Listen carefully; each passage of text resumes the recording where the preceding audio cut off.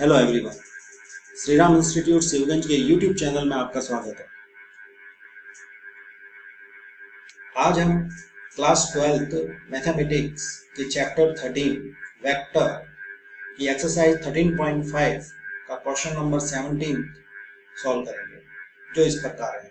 If the vertices A, B and C of triangle ABC are 1 2 3, -1 0 0 and 0 1 2, then find angle ABC। अर्थात हमें एक triangle ABC के vertex दिए हुए हैं, शीर्ष दिए हुए हैं, हमें एंगल ABC फाइंड करना है। तो इसका सॉल्यूशन हम इस प्रकार से करेंगे। हमें इस क्वेश्चन में दिया हुआ है कि ट्रायंगल ABC के वर्टेक्स जो है वो इस प्रकार है और हमें एंगल ABC फाइंड करना है। तो इसके लिए हम एक ट्रायंगल बनाएंगे ABC। यहाँ सबसे पहले हम वर्टेक्स ABC के पोजीशन वेक्टर फाइंड करेंगे। Position vector,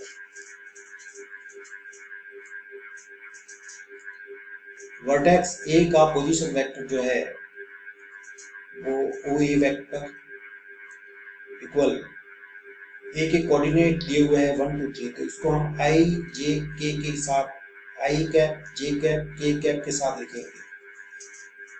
I cap plus 2J cap plus 3K cap. इसी प्रकार वर्टेक्स B के पोजीशन वेक्टर जो है वो OB vector equal -I cap J और K कैप जो है वो 0 है, एंड C वर्टेक्स का पोजीशन वेक्टर जो है J cap plus 2K cap हो जाएगा। J cap plus 2K cap.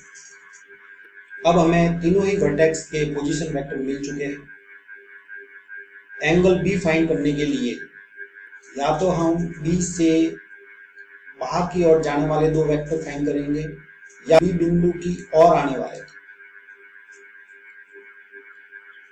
Vector से भी हम इस एंगल को फाइंड कर सकते हैं। तो दोनों कंडीशन से हम इस एंगल को फाइंड कर सकते हैं। हम यहाँ पर इस फर्स्ट कंडीशन से बी एंगल को फाइंड करेंगे। इसके लिए हम सबसे पहले BA वेक्टर, डायरेक्शन B से A की ओर है, इसलिए हम सबसे पहले BA वेक्टर फाइंड करेंगे। BA वेक्टर का पोजीशन वेक्टर जो होता है वो OA vector minus OB vector होता है। यहाँ OA और OB वेक्टर के पोजीशन वेक्टर जो है वो हम यहाँ से रख देंगे, जिससे हमें 2I cap plus 2J cap plus 3K cap vector प्राप्त होता है। इसी प्रकार BC वेक्टर हम फाइंड करेंगे। BC वेक्टर का position vector OC minus OB vector होगा। यहाँ पर हम OC वेक्टर और OB वेक्टर के वैल्यू जो है वो हम यहाँ से रख देंगे।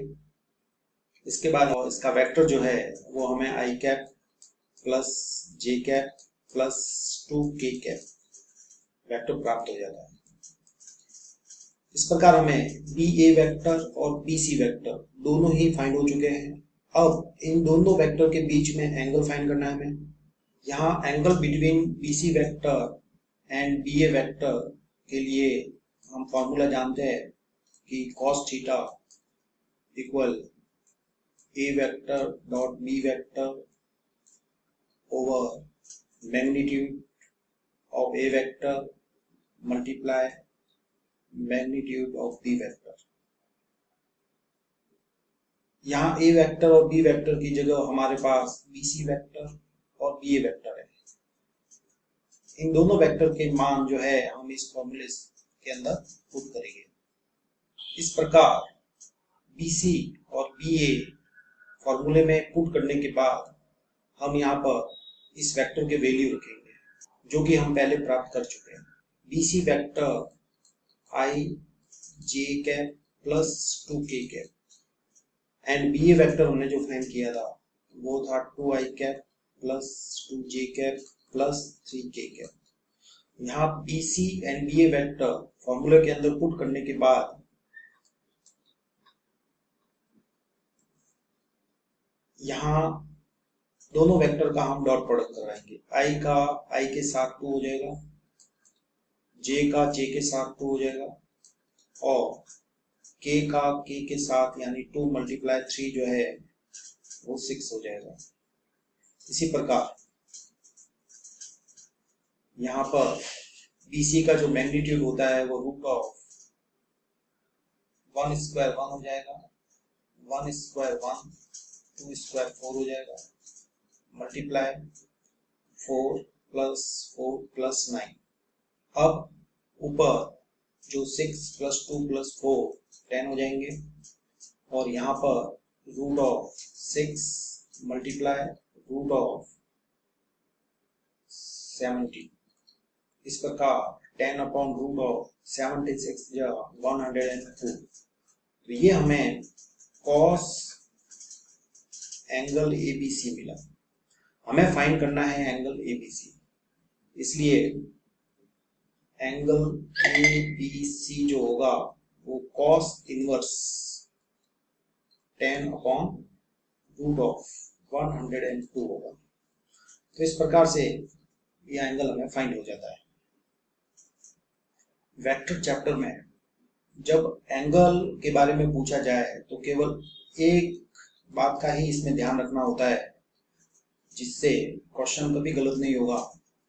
वो ये है कि जब किसी एंगल को पूछा जाए, जैसे कि ये एंगल है ABC, इस बी एंगल के बारे में पूछा जा रहा है तो हमें वेक्टर जो है या तो दोनों बी से बाहर की ओर जाते हुए लेना है या फिर बी बिंदु के अंदर की ओर आते हुए लेने हैं।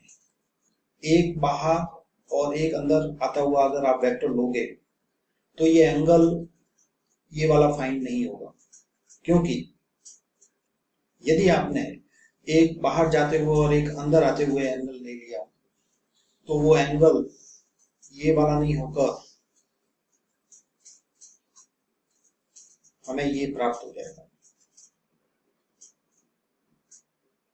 क्योंकि इस वेक्टर की जो डायरेक्शन है वो ये है। तो इसको पीछे बढ़ाएंगे हम तो ये एंगल बनेगा। यहाँ पर हम देख सकते हैं कि ये एंगल इसलिए बनेगा कि ये दोनों ही वेक्टर जो है वो अंदर की ओर आ रहे हैं। इसलिए स्पेशली वेक्टर चैप्टर में एंगल फाइंड करते वक्त हमें ध्यान रखना है कि जिस पॉइंट पर हमें एंगल फाइंड करना है वहां से या तो दोनों वेक्टर बाहर की ओर जाए या फिर उस बिंदु के अंदर की ओर आए। Thank you.